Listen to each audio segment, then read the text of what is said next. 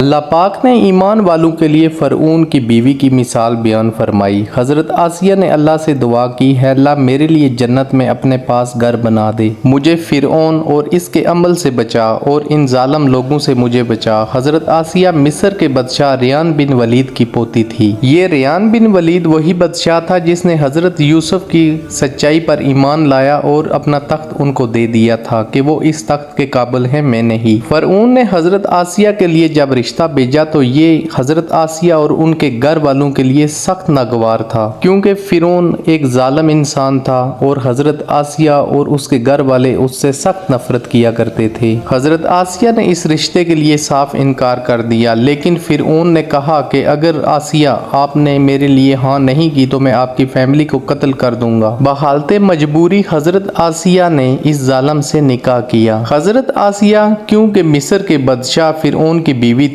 اس لحاظ سے ان کے پاس مال و دولت کی کوئی کمی نہ تھی۔ ایک طرف حضرت آسیہ کا شوہر فرعون ایک انتہا کا ظالم انسان تھا اور دوسری طرف حضرت آسیہ ایک نرم دل خاتون تھی، وہ اپنے دل میں غریبوں اور مسکینوں کا درد رکھتی تھی۔ قرآن مجید میں مومنوں کے لیے حضرت آسیہ کی مثال اللہ پاک نے ان الفاظ میں ارشاد فرمائی، آپ صدقہ خیرات کرتی، آپ کو ام المساکین کہا گیا، فرعون سے آپ بیزار رہتی اور نفرت کرتی، یہاں تک کہ شادی کی رات جب فرعون آپ کے پاس آیا تو حضرت آسیہ نے اللہ پاک سے دعا کی کہ ہے اللہ پاک مجھے اس ظالم انسان سے محفوظ فرما۔ اللہ پاک نے حضرت آسیہ کی دعا کو شرف قبولیت بخشا اور جب فرعون آپ کے پاس آیا تو اس پر نیند غالب آ گئی، اور اسی طرح اللہ پاک نے اس سے حضرت آسیہ کو محفوظ رکھا۔ بعض روایات میں آتا ہے کہ فرعون کے طبیبوں نے اسے کہا تھا کہ اس نے کبھی اگر ہم بستری کی تو وہ مر جائے گا۔ یہی وجہ تھی کہ فرعون کی کوئی اولاد نہ تھی۔ ایک بیٹی جو روایات میں ملتی ہے اس کو بھی فرعون اور حضرت آسیہ نے کسی سے گود لیا تھا۔ حضرت آسیہ ہی وہ اللہ کی نیک خاتون ہیں جنہوں نے حضرت موسیٰ علیہ السلام کی پرورش کی اور حضرت موسیٰ علیہ السلام کا نام رکھا۔ حضرت آسیہ کی ایک فضیلت یہ بھی ہے کہ جنت میں آپ نبی پاک صلی اللہ علیہ وآلہ وسلم کی بیوی ہوں گی۔ روایات میں آتا ہے کہ جب حضرت خدیجہ رضی اللہ تعالی عنہا کی وفات پر آپ صلی اللہ علیہ وآلہ وسلم نے ارشاد فرمایا، تمہیں اس حال میں دیکھنا مجھے سخت ناگوار گزرتا ہے، لیکن اللہ پاک نے اس میں بھی بھلائی رکھی ہے۔ تمہیں معلوم ہے جنت میں اللہ پاک نے